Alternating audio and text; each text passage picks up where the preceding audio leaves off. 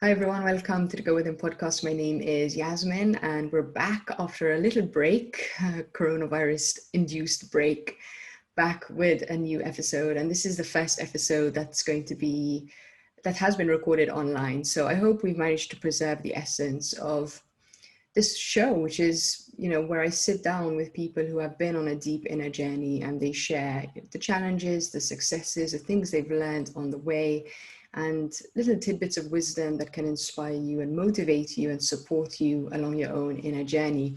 Today's guest is Nicole Gibson. She's the founder of the Love Out Loud movement in Australia. It's a worldwide movement. She's a speaker and author and space facilitator, retreats, online courses, etc.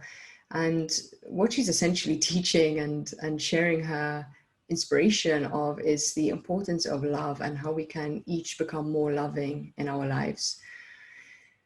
This is a really beautiful conversation. We go into Nicole's own personal journey, what caused her to really change her perspective on life, the events and experiences that really made her who she is today.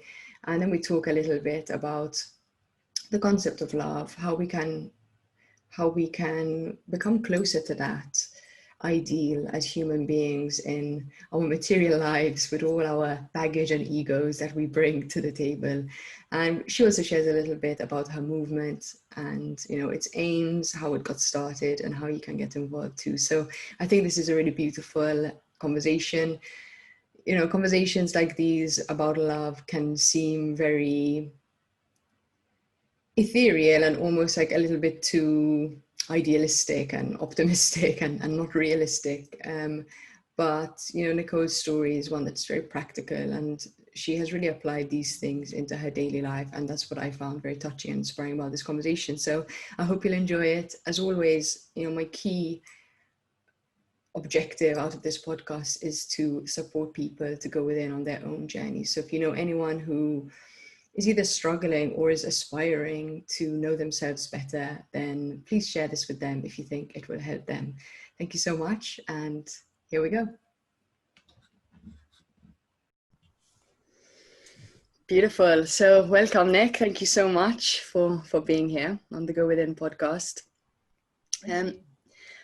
I'd really love to start to share your journey. Just, most of us, we're kind of brought up into a society and we come in with these sets of values and beliefs and we just kind of plod along. And then sometimes we just have this moment or a series of events in our life that shift our perspective and make us see the world differently. So maybe you can just share a little bit about those moments for you and how you came to shift your way of seeing the world. Yeah, for sure. I love having conversations about how to wake up in the matrix. I think that there's two ways that we can awaken. The first is through pain, and having so much pain that your back's against a wall and you're kind of forced into a position of change, or inspiration, to be really inspired by something to the point that it pulls you towards a different way of being. And the latter is definitely how I try and live my life now. But in the beginning of my journey, pain was definitely the trigger to start to ask questions. I guess for me, I had a very unconventional childhood. So there was always a bit of a difference in that I had many different sorts of experiences from a young age. I grew up between Europe and Australia, went to 10 different schools. Wow. So I was starting somewhere, I was, getting ready to leave. And that was, I guess, a good lesson in non-attachment. And also I was a very observant kid. So always just analyzing everything, asking so many questions. Like my favorite question was why? And when I couldn't get a satisfactory answer, that would drive me insane. So I couldn't just leave things alone. I was never a child to sort of just accept what I was hearing. I wanted evidence. I wanted to know why, and when adults in my life told me because I told you so, or that's just the way it is, that drove me absolutely mental. And it was an accumulation of all of those things until about 14 years old, where I recognized that mainstream school was just really not my jam. I didn't get it. I didn't understand why we had to sit at desks from 8 a.m. until 3 p.m. just because the teacher told you, like that it wasn't enough of a reason for me. So I started to look for alternative options and decided to pursue performance full-time from 14. I went to a performance academy. And on one hand, I was put into an environment that was really suited. Like I was given an opportunity to express and to be creative and think divergently, and all of those things were encouraged. But what no one kind of helped me understand is the importance of self-care and self-love. So I was put into this environment where it was highly competitive. There was a lot of pressure. I was naturally perfectionistic. So I wanted to be the best. And what I didn't understand is it's never about being the best in comparison to others, but that was very much the mindset that I adopted, that I have to be the best compared to my peers, which created a huge amount of separation, that I was constantly just separate to those around me and thinking that I had to win, which is a very toxic mindset. And I think a mindset that many of us have subconsciously adopted, that I'm in competition to you, and the only way that I can succeed in life is if I'm better than you or have more than you, is actually what I realize now, and what my work continues to show me, is it's very unnatural for human beings to think this way. Naturally, we're cooperative. Naturally, we're meant to actually work together and see each other as kin, because once upon a time, that was survival. Survival depended on us working together. So in not understanding that and not ever being taught that, or understanding things like going within and becoming self-secure and loving myself, I started to develop a very toxic eating disorder. But I didn't realize that's sort of the thing that had a grip on me, because a lot of the behaviors were being very rewarded. The more I lost weight, the more I disciplined myself, the more I became obsessed with my routines, the more that was actually rewarded by the industry that I was in. So it took a very critical point for people to actually start recognizing, I was not on an okay trajectory. And by that point, it was hard to come to terms with, because I'd had so much reward up until that point. And my life was at risk by that point. I was in a very critical state in my health. So I guess for me, I was confronted with a choice. I was wrapped up in this identity of perfection, or what I believed to be perfect. And I had sacrificed so much of my emotion and my time investing in this sort of criteria that I thought would make me enough, or make me suited to succeeding in that industry.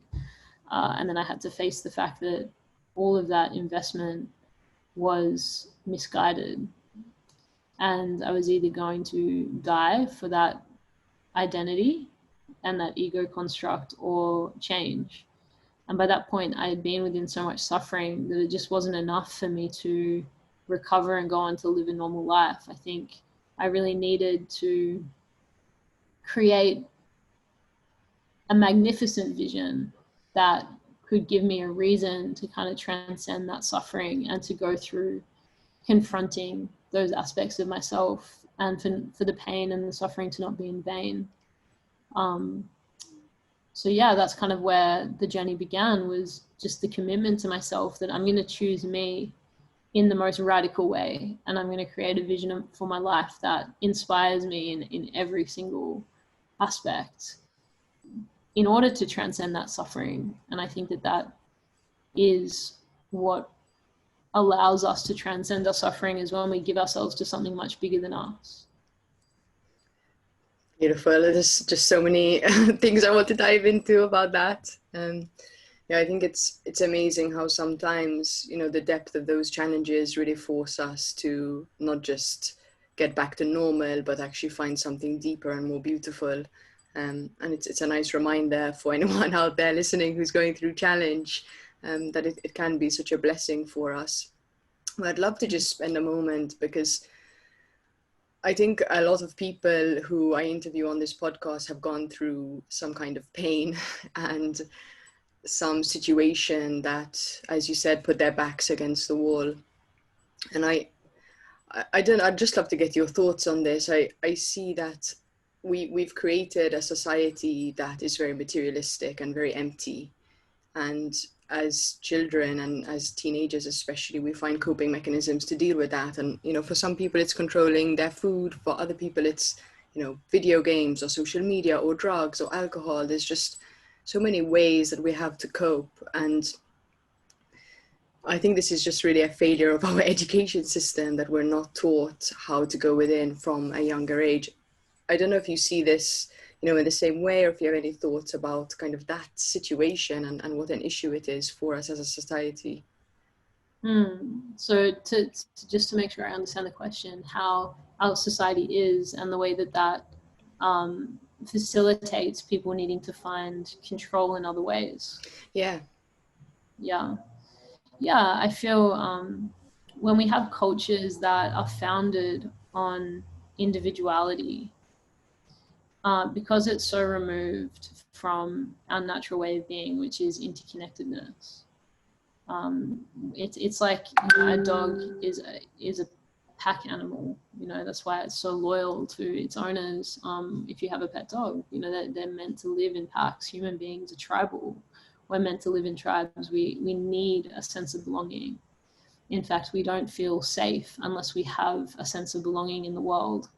So in a society, in a culture that doesn't facilitate that very easily, because it's constantly pinning you against this idea that you're, sorry, it's my messages going off.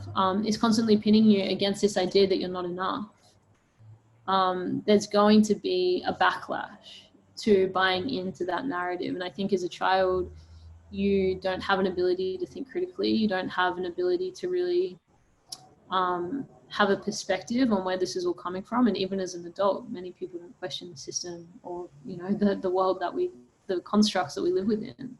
And therefore, I think trying to find a sense of ease, trying to find a relief from what fundamentally is not natural and it's causing us trauma. It doesn't matter who you are. I think the way the world is going to inflict trauma in some way. I think a lot of people are just numb to how that trauma has impacted them. So on the flip side of that, there's going to be symptoms like addiction. You know, the opposite of addiction, I believe, is connection. When you're connected, you're not engaging in addictive behaviors, and that might be, as you said, video games, it might be drugs, it might be alcohol, it might be toxic relationships or sex, it might be food, it might be all of the above, you know. I think the most important question to ask yourself is, what are you struggling to be with? What are you not able to be present with in yourself that is then driving that impulse to engage in those sorts of behaviors? And there will be something the more you inquire. For me, the impulse to starve myself, which was an addiction, and the way that I had to rehabilitate myself was by framing it as an addiction so that I could understand how to heal and change my behaviors. What I couldn't look at was, what I couldn't accept or be present to were my imperfections. So anytime I felt imperfect, the mechanism was self-criticism. I didn't want to be in self-criticism, so the way I gained control over that was through controlling my food and sort of reaching this ideal, or what I thought was an ideal, that would have made me enough. Obviously, that's a never-ending cycle, just like any addiction. You are an alcoholic, you drink alcohol, you wake up, you feel ashamed, and the cycle continues. That's the struggle until you really go within and get comfortable being present with the roots of that. Your behavior can't actually change in a sustainable way. So did you have any support at that time? Because, you know, to undo all of this it's quite a job. How did you actually manage to kind of get your head out of this space? It's a really great question. Yeah, in some ways I had support. You know, there were specialists and therapists that I work with. But when people ask me this question, the one thing I really want people to hear is I could have had all of those specialists and more. I could have had the world's best facilitators. But until I made a powerful decision to choose health and to choose healing and to choose change, nothing would have changed. The most powerful aspect of my journey was the choice that I made and the commitment I made to myself. and to my future. Until you're there in yourself, yeah, it's important to have people supporting. It's important to have a mirror outside of you, but it has to start with you. And that was definitely true in my journey. In fact, I went through a period of my rehabilitation where I hadn't chosen myself, and I was being seen as a subject in the eyes of my doctors and my specialists, but I wasn't getting better. It wasn't until I made that commitment to myself. And yeah, from there, it's sort of like, I think when you make a choice, the universe will conspire to support you, but not until you make that full commitment. And when I made that full commitment, it wasn't a linear process. You know, it wasn't like followed this set of lists, this list that your practitioner gives you and you'll magically heal. It was a consistent process of showing up and trusting the synchronicities that were occurring in my life, trusting the guidance that was occurring in my life, and just fundamentally believing that I was going to heal and that there was going to be a life beyond that prison that I had created in my head. Yeah, I always tell people there's no map to the inner journey. You just have to kind of figure it out and put one foot in front of the other. I'm quite curious because we're going to get to your story of the movement that you started a bit later, but I'm just curious at this point, you've worked with hundreds of, or maybe thousands of people by this stage. Have you noticed anything that kind of helps us get to that point? Because you are so right, until we empower ourselves and decide to take responsibility for our state of mind and our life, it's very difficult to make real change. And that is the addict that, like, you know, decides they're going to change, and then they wake up the next day and they just keep perpetuating the habit. But then one day there is that change, which is very, very deep. It's almost like an awakening of the soul, where you just say enough and you move in a different direction. You probably can't answer this, but have you noticed anything that, you know, maybe some similar things that happen around that time that people can kind of look out for or use to help them get to that stage a bit earlier? So the stage where you decide and you actually change. Yeah, I think the pattern that I notice is you have to get to the point that every part of you is sick of that pain. That's if pain is the motivator. Like I said at the beginning, I think that there's two motivators to change. The first is pain and suffering. And I think within that, you've got to get to a point where you just cannot be in that pain anymore. And there's an expression that I love, and it is a feather, a brick, a bus. And it's talking about what it takes to awaken a human being. And the universe is going to come and stroke you with a feather. And that's going to be subtle. You know, that's like your invitation to make change in an easy way. If you take that, you know, invitation, it's going to be peaceful, it's going to be easy, and the universe will support you. Many people don't take that first invitation. They're not taking the feather. So when you decline that invitation from the universe, it's going to come and hit you with a brick. And it's not doing that because it, you know, wants to punish you. It's not doing that because it hates you. It's doing that because the feather wasn't enough to get your attention. And when many people are walking through their life not paying attention, it's going to take a bigger circumstance. It's going to take more pain before they really start to listen and pay attention. So if you get hit by a brick and you still don't listen, the universe is like, okay, well, what's it going to take? It's going to come and hit you with a bus. And unfortunately, from what I've seen, most people wait, you know, until that, whether that's they wait until they've lost a loved one. They wait until there's a health crisis in their own life. They wait until they're made redundant. They wait until their abusive partner decides to leave them, whatever it is. And at that point, there's nowhere else to go. They're at rock bottom. And at that point, you have to make the choice. Am I going to die, or am I going to make a change? I fundamentally don't believe it needs to get to that point before people make change. When you truly connect, when you start to be present, when you start to pay attention, from my experience, what you start to notice is life is so awe-inspiring. Life is so magical. Life is so filled with this like incredible, ecstatic essence, which all of us can access when we learn to not be so held back by our pasts and in our heads in the trap of limited belief systems and frames of reality, not stressing or being anxious about the future, but actually just present.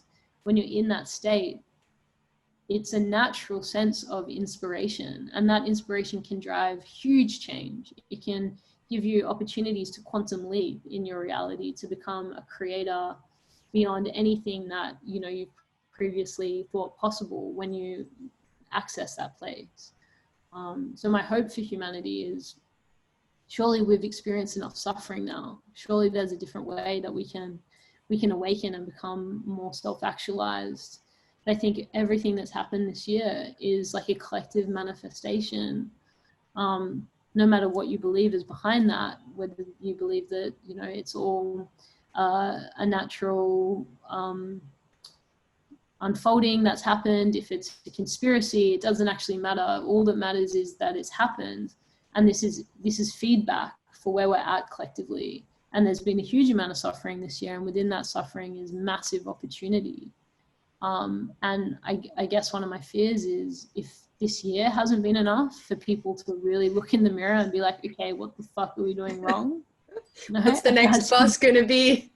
Yeah, like, what's it gonna be? Like, if that's not the bus, what's it gonna be? And truly, like, what is it gonna be? It's the oceans are acidifying, where we don't have an unlimited amount of resources. The world's overpopulated. Like, it really is time now to start asking these questions. And when I hear people say, like, I just want things to go back to normal, after everything that has unfolded this year, that is really concerning for me to hear, because I'm like, wow. Like, really? Like, are you really that asleep? Are you really that controlled by the system that you wouldn't be asking questions through this time? And I say that with compassion, a lot of compassion. But I guess the invitation and what I'm sharing is, don't just think that this has just happened for no reason. That everything in life is feedback. Everything. If there's things that are happening in your individual life that irritate you, that annoy you, that frustrate you, that suffocate you, that make you sad or put you in a state of suffering, all of that is feedback, and you don't have to be a victim of that. When you start to see that life is literally just a feedback loop of your inner world, then you can start to navigate it a little bit differently without the attachment. Okay, this thing is making me feel suffocated.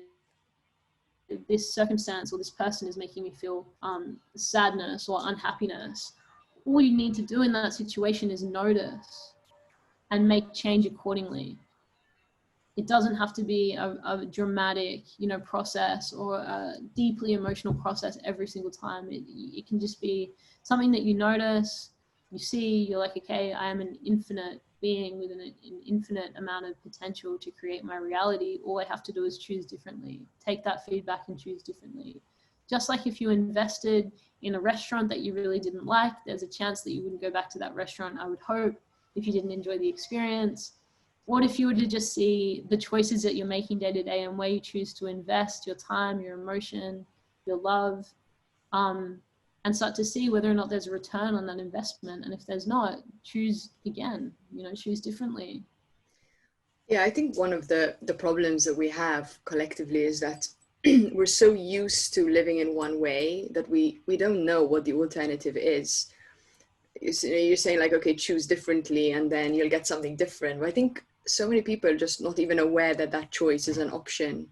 And I remember you talking, I think it was in your TED talk, about role modeling and how important that is, because yeah, I see a lot of people acting dysfunctionally, and I can only see it because I was that person too. And when you see that dysfunction has become so normalized that we don't actually even notice that it's causing us so much suffering. And the alternative, especially, when people like us talk about love and meditation and openness, I think a lot of people just think like, what the hell are they on about? And yeah, I think that's why it's so important to role model this behavior, because unless you see it and then can kind of imitate it, experience it, and then feel for yourself that return on investment, it's very difficult to make a different choice. Yeah, for sure. I think that that's a powerful point. I guess like what I would encourage people to begin looking at is, well, what is, just ask the question, what is role modeled as normal? You know, when you see politicians give you absolutely no reason to vote for them and only reasons to not vote for the opposition, for instance, ask questions. This person is defaming their opposition, not actually giving me a reason to trust in them. Like, notice that. That's what has been normalized now in politics globally. As an example, it's normal to eat food that's processed. It's normal to eat a huge amount of sugar, even though sugar is more addictive than cocaine. It's normal to sit under artificial lights and not spend any time in nature. You know, that's normal. That's what's been role modeled to us, but it's not natural. It's not actually, it's so disconnected from our natural way of being. It's normal to spend your weekends going and writing yourself off with your friends, and you're considered weird when you don't do that, when alcohol is literally poison. Like, you're going and poisoning yourself, making really terrible decisions that are destroying your life, and that's normal. Like, just start asking questions. As soon as you start asking questions, I think you will start to navigate a deepening of self-reflection and self-inquiry, and you will start to find answers. But because people don't even think to question things, it's sort of like there was a study that was done, very famous, most listeners may have heard of it, where an elephant was tied to a pole as a baby. And every time it tried to walk away, it was obviously constrained by the pole it was tied to. As it became an adult, they actually untied it from the pole. But the elephant never walked away. Even though it wasn't constrained, it was no longer tied to the pole. And what it was proving was that elephant at any point could have walked away. But because it was conditioned by those experiences in early childhood, it never thought to as an adult. So let's put that over to the human, programming and conditioning that we've grown up within. If you've been told things like, change is really hard, you have to work really hard, you can't do what you love, that's only people don't change. That's what I heard a lot. Yeah, one of the things that I was told consistently by my parents was, no good deed goes unpunished. Basically, like, don't be a nice person because it's just going to slap you in the face. Like, what kind of belief system is that we grow up in, like, money doesn't grow on trees. Like, we hear all of these things. And then we, there's all of this potential in our life all the time, but we're the elephant that was tied to the pole as a child and now is free and sovereign, but we're not aware of our own sovereignty because we're not even thinking to question things. So let's say there's a person and he's, he's in a normal daily life, working a job, going about his thing. And you came and just flipped a switch and descended a shower of love all over this person. How would their life change? How would their choices change? Like, how would that look? Well, if they truly had an embodied experience of love, I mean, to me, love is the space that you enter where everything connects. There's no longer a sense of separation. That to me is why my deepest devotion in life is to love and more deeply embodying love, which means transcending, judgments, transcending the aspects of my humanness that are in ego and keeping me separate from things. And the ego is very good at convincing you that it's doing that to make you feel powerful or to make you feel better than. But again, the truth is, all of us are connected. I am you, you are me. And it's not until we surrender the ego and we truly live in that state of love that we can become fully aware of what we are. Like that's the deepest truth in us, is that I am you, you are me. We're one humanity, we're one earth. that I am the same, I'm made of the same particles that 99.9% of the universe is made of. Like, that's the portal you enter where you really start to realize I'm a miracle. Like, everyone deserves to realize that they don't have to do anything to be magnificent. They don't have to do anything to be incredible. Just your very existence is a miracle. And perhaps that sounds like a cliche thing that a lot of people in, you know, development say, but it truly, like, you can have an experience of this. If you've ever fallen in love, like, have a think about how all of a sudden, all of these things that you thought were important are suddenly not important anymore. That you could get, you know, your wallet stolen and your car keyed, but if you were feeling in love, if you were in the process of falling in love with someone, it's like, it doesn't matter. Anything could happen to you and you still feel amazing. Love is like this immunity, and it's not just because it's this magical thing, it's because it's who you are. So when you're connected to that, you realize I'm whole. Yeah, you can steal my wallet, you can keep my, it doesn't mean anything, because I'm, all of a sudden, when I'm in a state of love, that they're not the things that are defining me. They're not the ego constructs. They're not, my identity is less important than me experiencing what I am. So when you're in that space, it's like, I don't know, there's just so much completion. And when you feel complete, then you can create anything because you're not separate to anything. You're reminding me of this quote from Rumi where he says, we cannot seek for love, we can only seek to destroy the barriers for love within us. Yes, I love Rumi. So for someone who's listening to this and maybe is thinking like, wow, this sounds great. Like, I want to have more love in my life. I want to feel more connected and happy and more surrendered.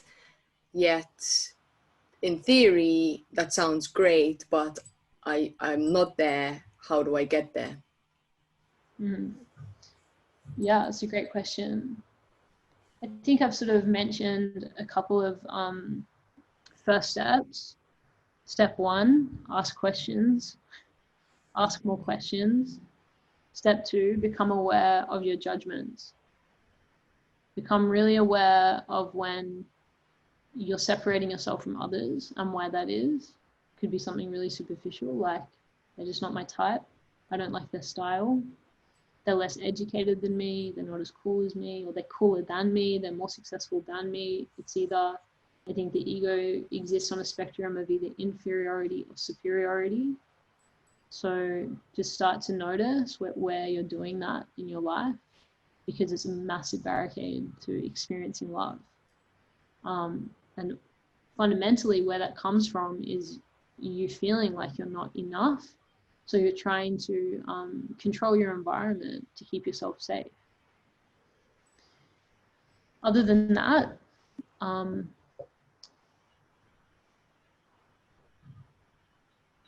there's so much I can say to this, because it's like my life work, you know. It's like this is what I think about all day, is how do people come closer to love.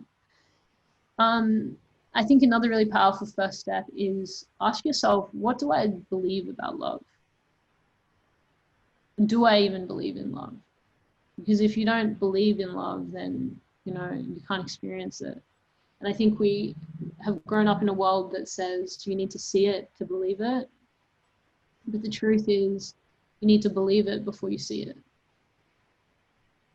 So love is all around you all the time, but unless you believe in it, it's not going to be in your awareness. It's like right now, if you were to focus on the color red, for instance, you can just do this as a listener. Look around the room and make sure that your focus is on red. And just notice now how you were noticing things that 2 seconds ago were not in your frame of awareness. And just notice that. If you're looking at a laptop screen, maybe it's one of the app icons. Maybe it's logos that are present to you that have the color red. Maybe you're in public listening to this and someone's shirt is red, whatever it is. And just realize how before I asked that of you, you were not noticing those things. But those things were there. They were always there. So when you don't have awareness placed or focus placed on love being true and love being real, then your brain's not seeking out evidence to support that. And that's almost like when I introduce that concept to people, they're like, there's no way it can be that easy. I'm just meant to like believe and focus on love and more of it will come to me. But everything about your reality is constructed that way. If you go around thinking people are dicks and I always get ripped off and people always screw me over and life's really hard, your brain is an evidence building machine. Your brain is designed to make you right. If you have positive beliefs or negative beliefs, it doesn't matter. It's out to actually, it's called confirmation bias. Confirm what it is you're telling it. Confirm what it is you're believing. So start questioning your beliefs and start to entertain the possibility of different beliefs being real and just play with it. Like tell life, tell the universe, tell yourself in your own inner narrative, I'm open to seeing love. I'm open to experiencing love. I'm open to being loved. And just notice how that changes the way you're showing up, the things that you're noticing in life, and therefore changes your experience of these things. Beautiful. That's a really good exercise. As you were talking, I was also just a bit of a side topic, but I think love as a concept in general in our society means a lot of different things for different people. And something that I'm very aware of within myself was that along this journey, I realized that what I thought was love was not necessarily love. And I think very often, we love with a lot of expectation, we love with a lot of attachment, we love to get something instead of to give selflessly. So maybe you can just talk about a little bit about that, as sort of the difference between, a more pure form of love and what we're, the love that's on a Valentine's card. I get asked this question so much. Is unconditional love real? And, it's interesting because humans are like this infinite being, this like vessel of unconditional love and infinite imagination, and yet we're in this conditional existence. We're in an existence that's finite. There's going to come a time where we die, that resources are finite, and yet we have the ability to like think in a limitless way. And I think there's that tension as a human being between the need to exist within those conditions and the desire to be loved unconditionally. And it's a lifelong journey. I think fundamentally what I feel, what I believe, what I know to be true about my own experience is fundamentally you are unbounded, limitless love. That's what you are. You're also living in this third dimensional reality, which is defined by conditions. And I think fear comes into this a lot. We find something we love or someone we love, and simultaneously we are connected to this infinite possibility that is that love, and absolutely fucking terrified of losing it. And so the way that tension plays out is I want to possess this person. I want to possess this thing, because in possessing it, in making it mine, which is where attachment and control and conditions and expectations, all of it comes down to you wanting to possess that person in a way that makes you feel more safe. That safety is never guaranteed anyway. That you can have someone that you love so much turn around and say, I'm all yours, you have me completely in every single way, but we still have absolutely no control of what the future looks like. You could lose that person tomorrow. I hope that never happens to everyone listening, but ultimately that is a possibility that all of us are subject to, because as a human being there's so much that's outside of our control. The only thing that we can control is our own internal experience, which is why I love the sentiment of this podcast. So generally what I've discovered is I have a more profound experience of love when I let go of the need to possess it, because I'm spending less time focused on how I can possess that person or possess that thing, and more time appreciating it, more time being present to it. And the other big shift that I learned in that was in surrendering the need to control and the need to possess, it allowed love to become my teacher. rather than me trying to impose my love onto situations. Love was teaching me in all my friends, and I think in relationships, especially with a lover and intimate partner, the ultimate invitation in intimacy is to practice loving, not to get, to practice loving. And when you see your partner as that space to become better, more attuned, more generous with your love, your life will improve in every single way, in and outside of the relationship. Your life will improve professionally, your life will improve in your relationships. And that's the power of intimacy, of having someone so close mirror those things back to you. That's why all of our shit comes up in intimacy as well. Like, that person's really close, you know, and they mean so much to you. So everything is intensified. But if you can let go of the need to possess that person, and I'm not saying, like, a lot of people will hear me say that and they think, like, are you saying that you're not meant to be with one person? Like, what about this? What about that? I think ultimately, like, love doesn't really care about any of that. And if you're truly meant to be with someone and be with them for the rest of your life, then should that not be a result of what is actually aligned and real and true, and not a matter of possessing or controlling that other person or fitting them into a box of what it means to be a girlfriend or a boyfriend or a husband or a wife? That you as an individual are on your own soul's journey, and the best thing I could do in loving you is to be the ultimate cheerleader, someone that stood beside you rather than tried to control the direction that you were traveling just to make me feel more comfortable and safe. Yeah, I guess we just, as you said, we really cling on to these moments where we feel so connected through the experience of being in love, that we just, maybe it's because we're a little bit starved of it, that we just cling on a little bit too tight, and in that way we stop the next moment of connection coming in, because we're then not in the moment anymore, but we're back stuck worrying about the past and the future. There's actually a really beautiful quote from Khalil Gibran about that, but the exact words are escaping me, but it's something about, like, do not cling to a winged joy, let it fly into the, something about the sunset, and, you know, let the next winged joy come into your life. I'm a bit of a Yeah. quote junkie, by the way. I love quotes. I'm always quoting on this podcast. I have a really beautiful one that you're gonna love, that we'll close with. Yes. So I'd love to talk a little bit about your movement, because I think it's so cool that you started this movement. And I was listening to your TED talk where you jumped into a van with some friends and a dog, one or two dogs, and went around Australia wanting to share your message and your discoveries. I'm just fascinated by that. I think it's awesome. I'd love to hear more about, you know, what made you just say, like, okay, I'm off, I'm going to do this. And even, you know, it is quite a big responsibility as well to hold space for others. I got the sense that maybe you didn't have that much experience at the time. So it's also quite brave. You're probably quite out of your comfort zone to just kind of rock up and say, like, okay, I want to share with you what I know. I'd love to hear more about that.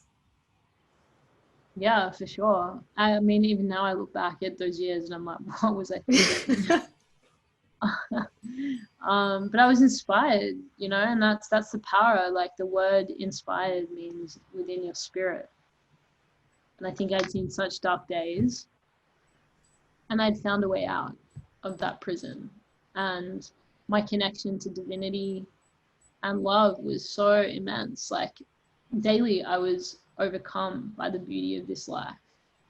And I think it was the exact polarity to the contrast of being so deeply disconnected and in the darkness. So in having those experiences, like crying daily at the beauty that I saw in the world, I was just, you know, I was trying to go to uni for the first 2 months of leaving the performance academy that I graduated from. No idea how I graduated, but I did through that time. And I would just sit in my lectures for those 2 months and just think, like, what the fuck? Like, this is not it. This cannot, there's got to be more. Like, I was doing a major in consumer psychology, so I was doing a marketing degree, and just what I was learning was, like, sell people the idea that they're not enough. And I was like, I can't do this. I just don't, I can't dedicate my life to this. So again, like it started with an openness. I love, sorry to interrupt you, but I love the way how that went to then sell people the idea that they are enough. Yeah, that's right. I'm gonna turn this mechanism for good. I've got to sell people the idea that they're complete unconditional love. Exactly. So I think from that, it was just like an openness to, okay, and I feel like my God is love, and the way I experience that God is in a very personal way. Like I speak to love, I speak to the life force that is around me at all times, and it talks to me, it guides me. Like when I'm lost and when I feel limited or afraid, I'll ask that presence that I experience as love, you know, how do you want to use me? What's for me? What is my path? And by asking those questions, I'm guided. And I think at that point in my life, I was asking those questions. And I wanted to know that there was a greater purpose for me. And honestly, it was a series of profound synchronicities that started to occur. I started to have dreams. I had a reoccurring dream that I was traveling and speaking, and I was having very profound symptoms of, I guess, an awakening. Like for days straight, I had intense ringing in my ears. Synchronicities to the point that I thought I was going insane. You know, like I would think something and it would happen immediately. I was having visions, hot flushes. Like also, I had no one around me to validate those experiences. So I was like I'm either going absolutely insane or, you know, something's trying to happen here. And through that guidance, things just started to fall into place. I met the right people. I started having dreams about the van that I ended up buying. So I was very guided to that. And I secured a corporate partner that was a very like prestigious, it was one of Australia's biggest super funds, which is like the subsection of a bank is the easiest way to describe it. Ended up sponsoring that tour. So I had a lot of media support, and this was from nothing, like a curiosity that I was following and an intuition that I was following. And a team came together and we started to travel Australia, and we were running these workshops in communities, and it just started to build this momentum. You know, what initially had so much resistance, which was conversations of vulnerability and love, you know, no one wanted to engage in those conversations. What started to happen was the more those spaces were held, and yeah, it was out of my comfort zone, but at the same time, it so wasn't about me. And that made it so much easier to be brave, because it wasn't just about me. Like I felt I was being pulled by a force that was so much greater than me. And the stories that were coming out of these communities were really profound. Like the healing that was coming out of these communities was really amazing. And those stories started to become, I guess, what fed the curiosity of other communities. And we were being invited to stay at people's homes, like strangers, or invited over for dinner, and families were cooking us meals, like crazy. Elders in the desert in Australia inviting us to sit in circle with them. And what I realized was we are very supported when we devote ourselves fully to something. And I didn't know the how in the beginning. I didn't know how it was going to work out. I trusted completely, and I kept choosing it, even when it seemed uncertain or illogical. I kept choosing to trust that direction and trust that path. And the more that happened, the more I was guided and being put in the right place at the right time. And that really has been the last 10 years of my life, is a series of synchronicities that I've said yes to, that have kept guiding me in the right direction. I think that's just so beautiful. I have shivers when you were saying that. I so believe the same thing, you know, that when we devote ourselves to something bigger than ourselves, that magic really takes over. And synchronicities are just like a little beautiful sign to say you're on the right track. Keep going, keep saying yes, keep doing what you're doing. I think it's so beautiful. I was really fascinated about I think it was in your TED talk that you mentioned that you were holding spaces for people where you would just get people to acknowledge each other, and how powerful that was. And the reason why it fascinates me is because I've seen people be really moved to tears just from someone telling them, I love you, I see you. And it's really quite amazing that we are in this condition as human beings, that something so simple as just being seen by another human being can touch us and change us so deeply. Did was that something that you learned? Was that something just intuitively? Maybe you have some other stories about just how deep that kind of work is. For sure. I mean, so to explain the power of acknowledgement, until the way that we're programmed in our neurology as a human being is our subconscious minds just want us to acknowledge the parts of us that we haven't fully acknowledged. And so when we don't acknowledge, say, experiences that have created trauma or emotions that we're feeling, our subconscious mind will not give up. You know, the suppression of those things, it doesn't just disappear just because you're choosing to not look at it. It continues to be there and it continues to play out. So when someone sees us without needing to change our experience, without needing to advise us, they just see us for who we are in that moment. It's one of the most profound things we can experience as a human being, and it's naturally transformative when we're witnessed. It's a naturally transformative experience, and that's a very different view to, say, the health system that I was within growing up and going through my illness. It was very like we need to aggressively treat the symptoms, and we need to be reactive, and we need to, you know, make all of these changes. And actually what I found in my work is when we get out of the way and we see someone fully in their experience, and the subconscious mind and that human being feels like they're fully accepted and welcome as they are, then the subconscious mind can let those traumas go, can let these things go, because finally they're seen. Yeah, and just a reminder that it's really important for us to do this to ourselves as well, because we also really don't acknowledge our light and our good qualities. You know, that difficulty that we have to just receive our own goodness as well can really be a barrier to our own ability to love ourselves and then to love others. I also really want to touch on what you said about you know, that inspiration to do what you've done, because I could really relate to my own experiences, that when I felt most connected and most in love were the moments where I really felt called to serve. And I remember once in one of my strongest experiences, I remember literally thinking, I will withstand any amount of pain to give love.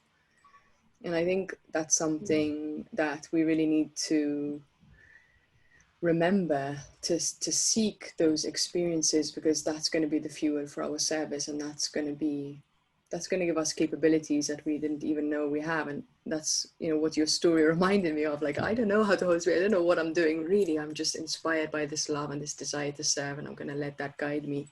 And I think that's such a beautiful message for everyone. Yes. It's everything that you just said. You know, that's the power of devotion. It's like being devotional. You will find a way. You can't not find a way when you show up in devotion, and you'll be guided. And the state of devotion, because so much surrender is required to be devotional, you're so receptive to guidance.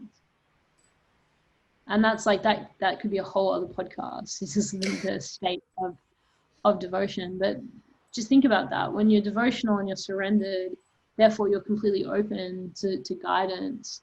There's no resistance in you anymore.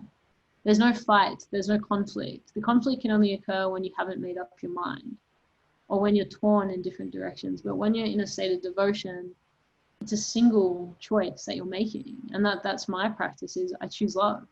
No matter how irrational it seems, no matter how crazy it seems, no matter like what it looks like on paper, I will keep choosing love as my God and as my path and as my direction. And because all of that choosing power is not required anymore because I'm just making the one choice again and again and again. There's so much space for me to build an extraordinary life within that and to be guided and for the universe to say yes to me as well. Beautiful. I love that. Reminding me of a phrase that a friend of mine who I need to introduce you to always says, which is love will find a way and everything else will find an excuse. Oh, Rumi said that, love will find a way. And Yeah, also, it was a Rumi. I love love has other plans.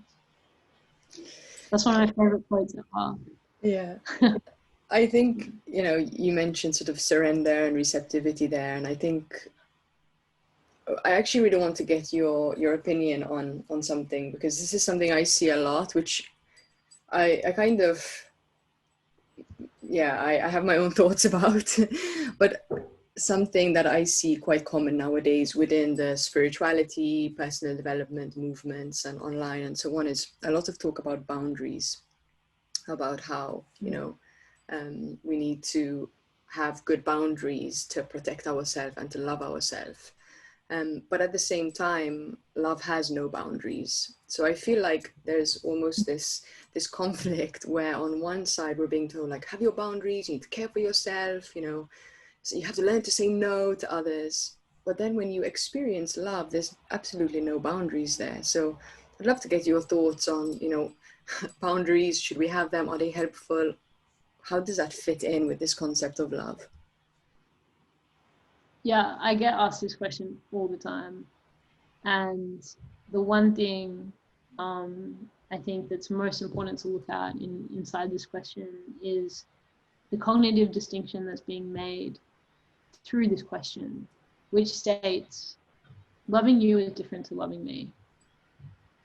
And when we can let go of that cognitive idea, because it's not the truth, then you start to see that whole concept in a very different way. Because loving me is loving you, just like loving you is loving me. It's one in the same.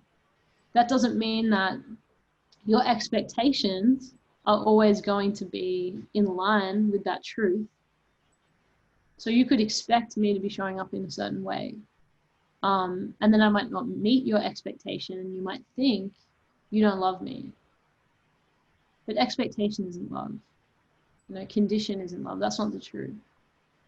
So when you can start to move beyond that way of thinking about things, it just invites a different framework.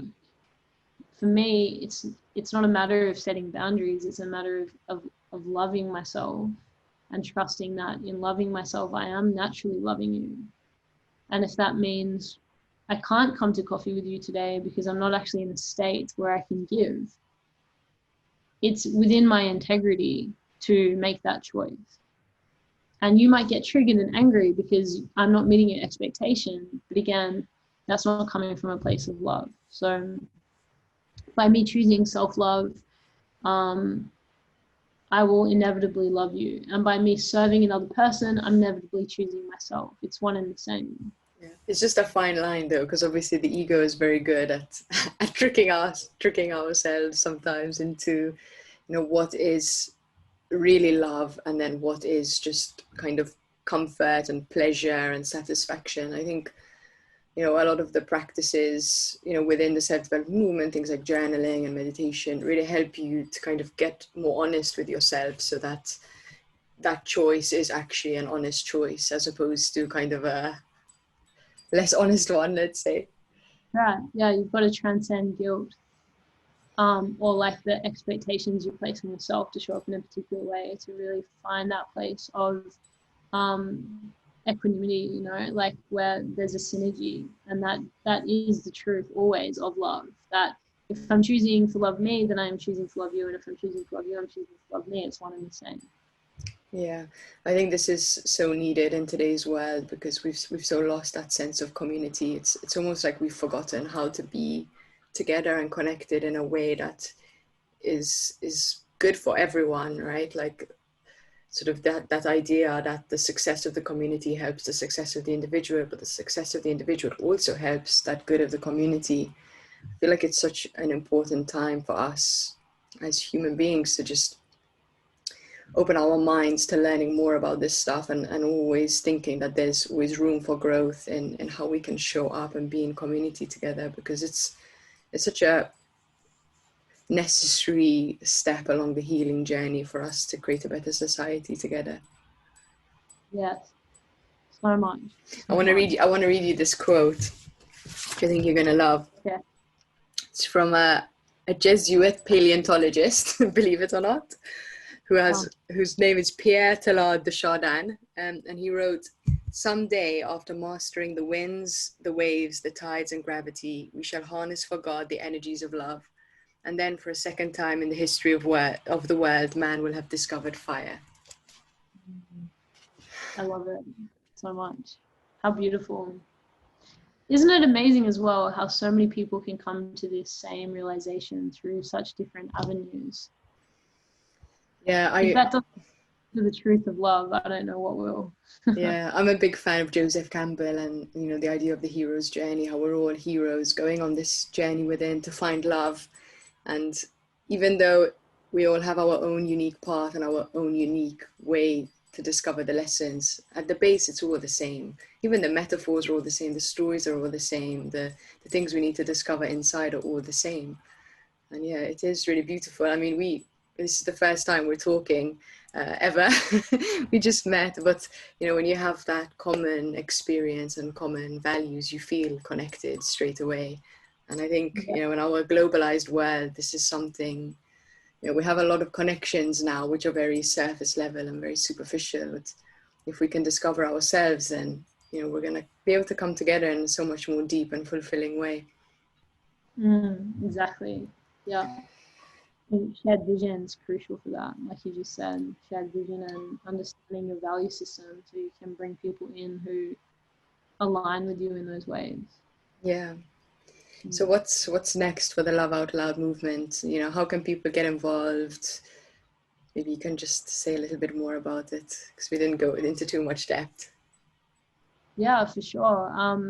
There's many different things that Love Out Loud does, from events to online trainings. And one of the commitments that we've made to our community, which is an incredible community, and you should all consider yourself a part of that community now, extended family of the community, have really communicated back to us is they want a centralized space where we can have these important conversations and be mobilized to keep choosing love. And with everything that's happening in the world, we've decided to take that feedback really seriously. So we've developed a membership, and we're going to continue to build that out as the center platform for the whole community to be connected. So I would say that's the best first point of call to connect to what we're doing. If you just go to our URL, I can give it to you here, and maybe you can post it. Yeah, perfect. And I think you've written a book, right? So if people want to, learn more about love and the Love Out Loud movement, they can get your book from your website. For sure, the book, or it's on Audible as well, Love Out Loud. So yeah, that's also a great first starting point. Or you can look me up on social media as well. Beautiful. Yeah, I'll post all of the links to your website and social in our page. Do you have any maybe final thoughts of anything you'd like to share with the audience before we wrap it up?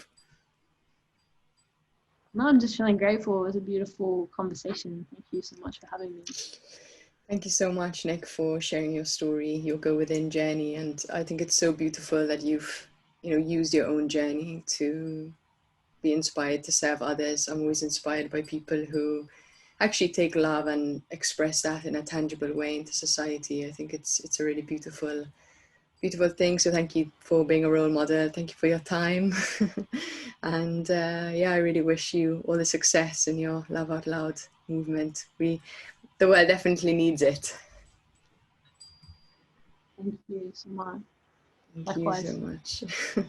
And thanks everyone for listening, and all these people out there, listeners, who resonate with this message of the importance of go within. That truly touches my heart, that people are resonating with this message and actually taking action to seek within their own self and walk this path, which is definitely not always, easy and beautiful. It has its challenging moments. And I hope some of the things you hear in this podcast give you the fuel to keep going and point you in the right direction for some tools that will help you along the way if you get stuck in any dark nights of the soul en route. So thank you all for listening, and please share this with someone who you feel might benefit from it. Thank you all so much.